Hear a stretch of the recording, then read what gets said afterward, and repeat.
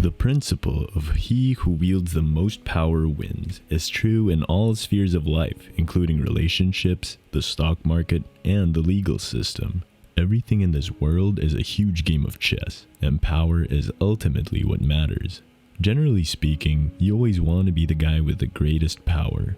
Everything a man says and does when it comes to women has an impact on how powerful he is in some way.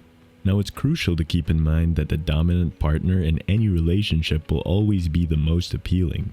It's always been this way, and it'll continue to be this way. The person in command is the one with the most power. Now, sometimes the girl may hold absolute control, and sometimes it's the guy. But always keep in mind that when there's perceived weakness due to a lack of strength, that weakness can be taken advantage of by those in positions of tremendous power. So what you're about to learn are the 5 essential guidelines for succeeding as a Sigma male.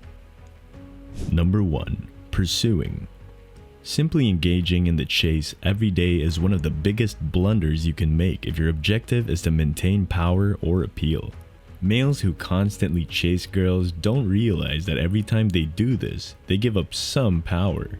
This reduces your overall degree of attractiveness. These include actions like talking more to her than she does, sending her more text messages than she's sending you, complimenting her, and generally acting with a lot of interest. Because of their immense prestige and influence, most high-value Sigma males don't even need to approach women because they're generally pursued by them. Beginning with some chasing is acceptable, but after the initial cast, all you're really seeking to do is wait for a bite before trying to reel it in. You can see how guys with outstanding game may progress a relationship with a girl without always pursuing her. Although that was Andrew Tate's preferred approach, you can be sure that this approach is not the best one for most guys out there.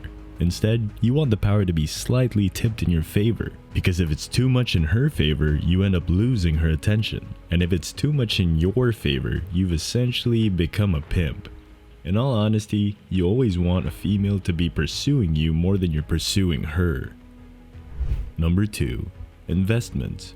Investing more effort each time you meet up with or communicate with a girl, whether in person or over text. Actually, what you're doing is overspending. This would be comparable to me going to the store and continuously spending $10 for a shirt that only costs $5.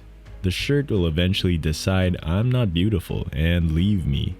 You see, pursuing a girl and investing in her are similar but distinct because pursuing a girl is essentially going out of your way to show her that you're interested, whereas investing into a girl is more like how much of your time and energy you're putting into her, or more specifically, into the relationship.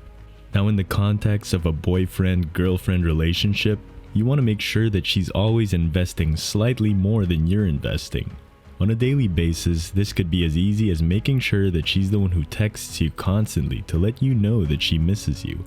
However, even if you miss her a lot, it's almost always preferable to act like you don't miss her. That's how you keep your power intact. A woman doesn't genuinely find it appealing when the guy is the one who's constantly telling her how much he loves and misses her.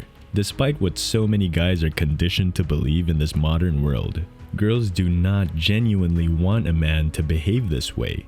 Do not invest more than your counterpart.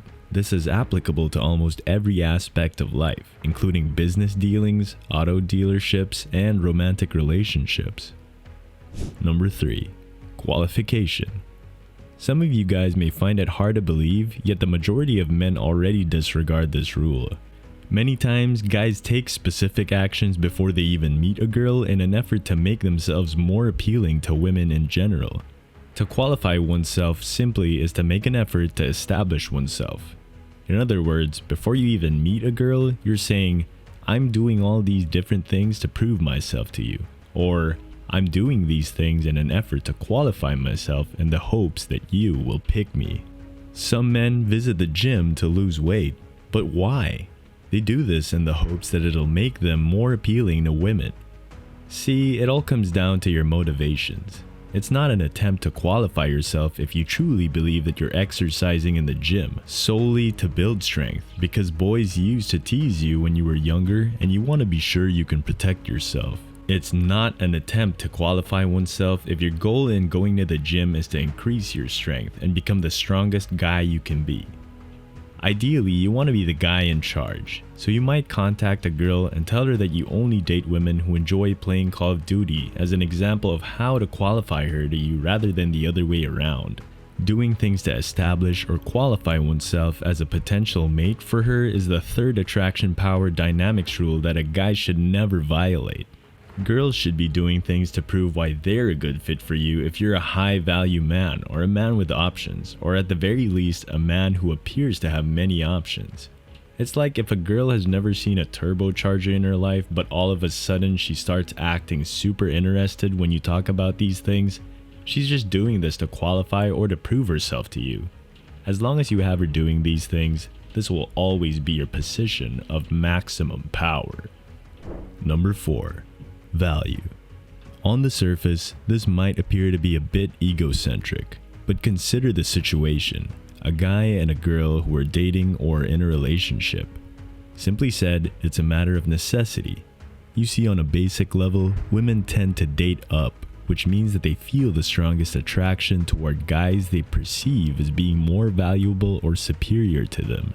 This is particularly true in the case of a committed relationship, because the person who both parties subtly acknowledge has a greater worth always ends up holding the majority of the relationship's power. Number 5, and possibly the most important, power. You know, women will settle for a man they see as being on par with them. But if you're the person she settles for, you'll never be in a position of power with her, and you won't ever be as appealing as you could have been had you picked a woman who saw you as being more valuable than she did. You see, throughout your interactions with women, you always want to keep an eye on the actions you take daily and consider whether they add to or subtract from your overall power, because the more actions you take that add to your power and the fewer actions you take that subtract from it, the more girls will be attracted to you. Now and pretty much forever. You see, every day millions of men all over the world break the rules of power, and it's only after watching a YouTube video that they realize that there truly is a cause for everything. And now that you understand the cause, why not go out there and do things that'll add to your power rather than subtract from it? So what do you guys think about the importance of power in relationships and in life?